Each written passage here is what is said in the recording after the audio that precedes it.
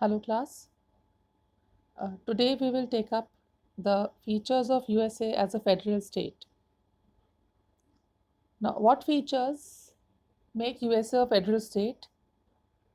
The first feature that makes it a federal state is that there is division of power between the central government and the state governments. Now, when we talk about division of powers, it means that central government and the state governments have been given powers to make laws on different matters. Now, there are 18 subjects on which the central government can make laws. Subjects may include the subjects such as foreign relations, the war, defense, currency, coinage, weights, etc. There are certain powers which are prohibited to the central government or the federal government. The powers which are prohibited, among it, the most important is that the central government cannot change the boundaries of the state without the consent of the state governments. And then we have the powers vested with the state governments. Now, all the powers which are not exercised by the central government and which are not prohibited to the state to exercise, they come within the jurisdiction of the state governments. Now we know the powers of the central government.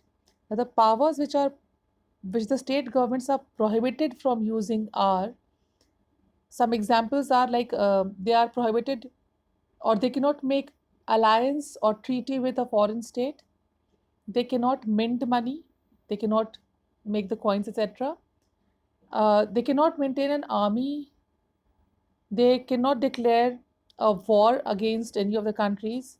They do not have the right to leave the union. They cannot leave the union and form a separate state. So these are the few powers which the state governments are prohibited from exercising. And all the residuary powers are vested with the state government. This is one of the important questions which is asked in the paper, that with whom do the residuary powers vest in a federal state or in USA? So the answer is that the residuary powers are vested with the state governments. Now, besides that, there are certain subjects on which both the central government and the state governments can make laws. Those subjects may include taxations, loan, establishment of the banks, etc.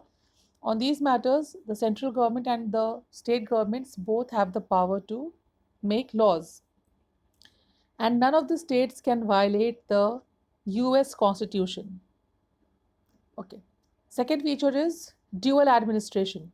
Dual administration means that one administration is of the central government, which applies to the entire all the entire union, all the states which are present in the federation.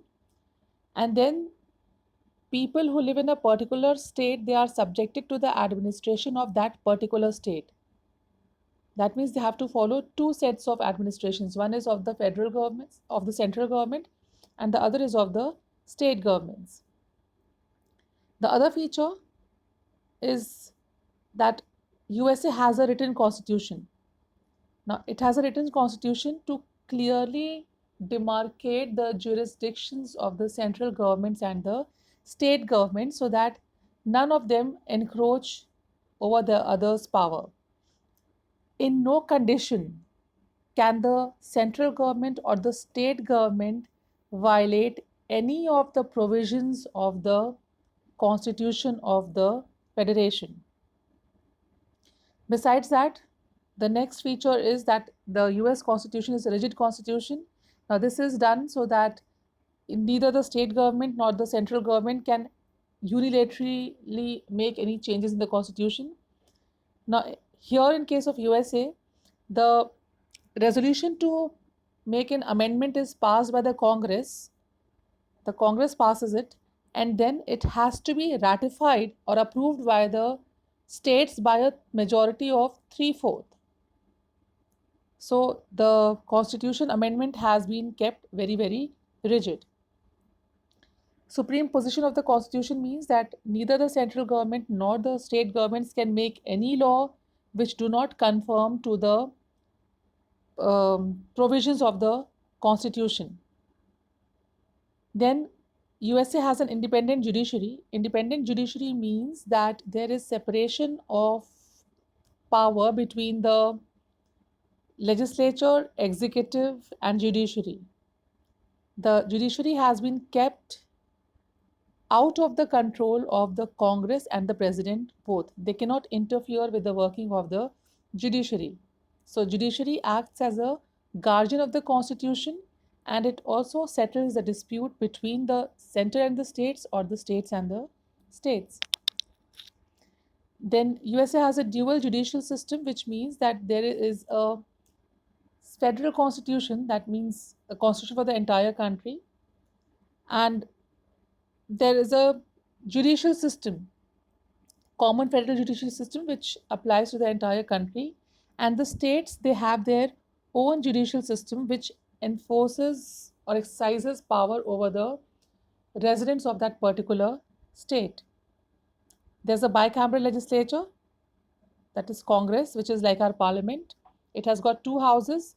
The lower house is the House of Representatives, which represents the people, and then there is an upper house which is called as the Senate, which represents the units of the federation, and each unit sends two representatives.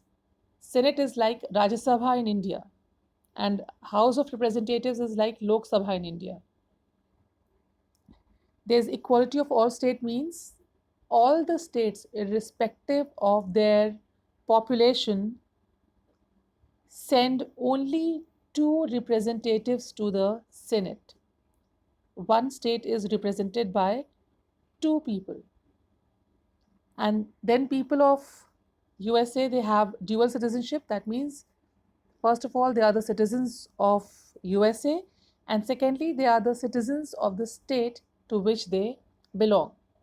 So if you are asked a question that write the features of USA as a federal state, then you have to mention these features and explain them properly. In the next video, we will take up India as a quasi-federal state, its features, advantages, disadvantages. Till then, stay safe and take care.